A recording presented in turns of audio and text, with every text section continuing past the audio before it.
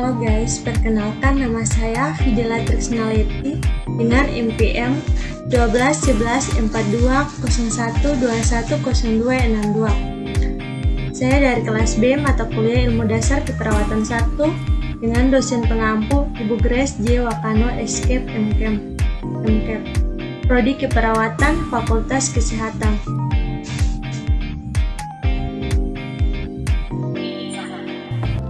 Di sini saya akan membahas tentang sistem integumen.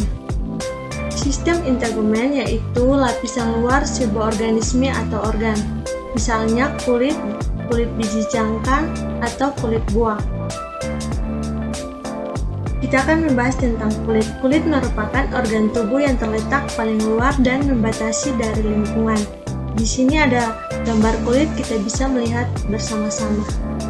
Jadi warna kulit yaitu warna terang, pirang, kuning, sawo matang, dan hitam, serta merah muda.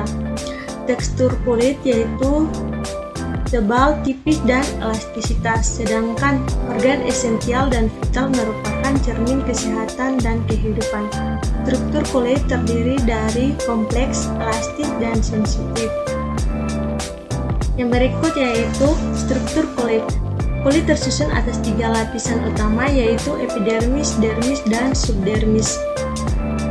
Yang berikut adalah epidermis. Epidermis terdiri atas stratum corneum, stratum lucidum, stratum granulosum, stratum spinosum, dan stratum basalis.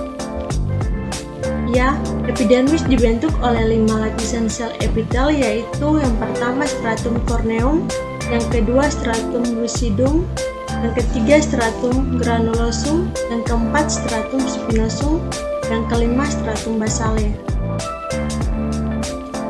Di sini ada penyusun epidermis yang tersusun atas lapisan tanduk corneum dan malpigh. Lapisan corneum merupakan lapisan kulit mati yang dapat mengelupas dan digantikan oleh sel-sel baru. Sedangkan lapisan malpigh mengandung pigmen melanin yang memberi warna pada kulit. Lapisan malpigh juga terdiri dari lapisan spinosum yang berfungsi menahan gesekan dari luar dan lapisan germinativum mengandung sel-sel yang aktif membelah diri.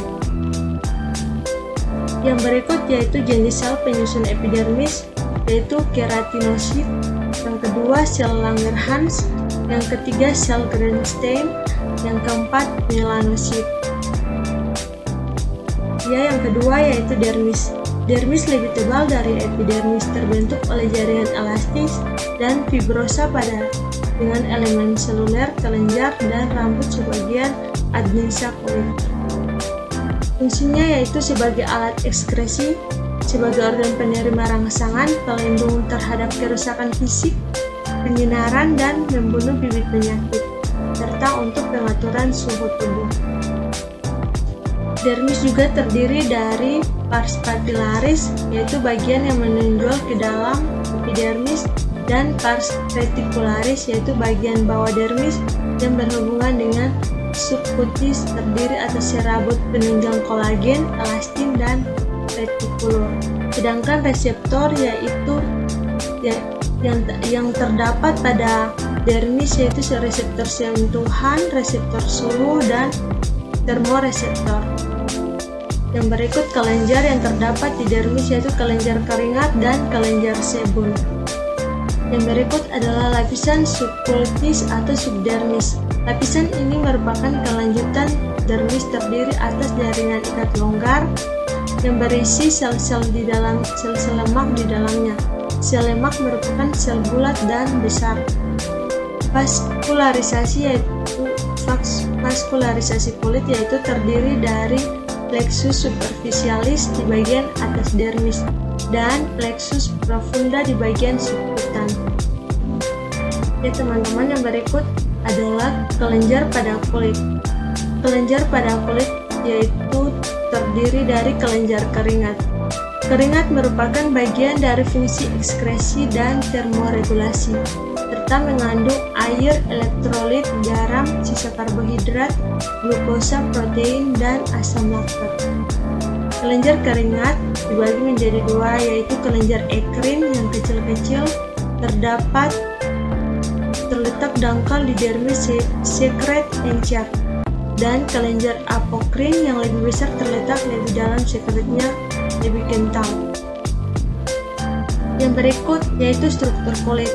Struktur kulit yaitu dibedakan menjadi dua, yaitu kulit tipis dan kulit tebal.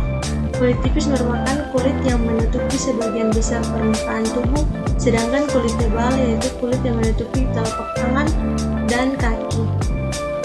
Mekanisme termoregulasi yaitu pada suhu lingkungan tinggi atau panas, kelenjar keringat menjadi aktif dan pembuluh kapiler di kulit melebar. Sebaliknya, saat suhu lingkungan rendah, kelenjar keringat tidak aktif dan pembuluh kapiler di kulit menyempit. Di sini ada gambar mekanisme termoregulasi, yaitu termoregulasi panas yang terdiri dari kelenjar keringat aktif, penguapan, dan suhu menjadi turun. Sedangkan hipotalamus dingin yaitu terdiri dari kelenjar keringat aktif, tidak terjadinya penguapan, dan menjadinya suhu menjadi stabil. Yang berikut yaitu kelenjar palit atau glandulasi basea yang terletak di seluruh permukaan kulit manusia kecuali telapak tangan dan kaki. Yang berikut adalah warna kulit. Warna kulit penentu dasar warna kulit yaitu kuantitas melanin. Melanosit memproduksi pigmen tersebar. Konversi tirosin menjadi pigmen tergantung pada gen, keturunan, paparan cahaya matahari, dan hormon ACTH.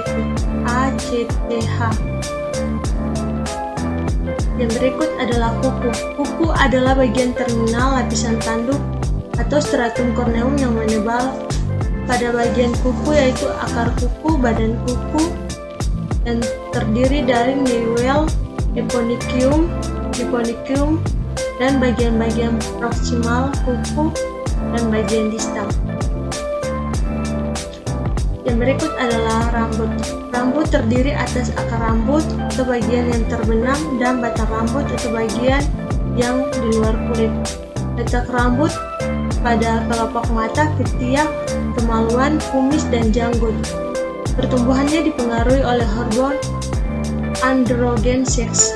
Rambut yaitu lanugo yang halus, dan rambut terminal atau rambut yang kasar. Yang berikut adalah fisiologi kulit. Fisiologi kulit terbagi menjadi beberapa fungsi, yaitu fungsi proteksi, yaitu diatasi oleh sel melanin, proses keranitasi, yaitu sawar mekanis, fungsi absorpsi, kulit yang sehat tidak mudah menyerap air, larutan, maupun benda padat. Fungsi ekskresi, kelenjar-kelenjar kulit mengeluarkan zat-zat yang tidak berguna. Sedangkan fungsi melanogenesis yaitu jumlah melanosit, jumlah dan ukuran melanin yang menentukan warna kulit. Fungsi termoregulasi dengan cara mengeluarkan keringat dan mengerutkan otot dinding pembuluh darah kulit. Fungsi sensori yaitu kulit mengandung ujung-ujung saraf sensorik, epidermis, dan subkutis. Yaitu yang berikut adalah fungsi kreatinisasi, yaitu proses kreatinisasi sel dari sel basal sampai sel tanduk berlangsung selama 14-21 hari. Fungsi produksi vitamin D dibentuk dari 7 dihidroksis kolesterol dengan bantuan matahari. Fungsi ekspresi emosi yaitu kesedihan dapat dinyatakan oleh otot kulit muka yang relaksasi dan tersenyum. Sedangkan kesedihan diutarakan oleh kelenjar air mata yang meneteskan air mata. Ya teman-teman, demikianlah video saya di saat ini.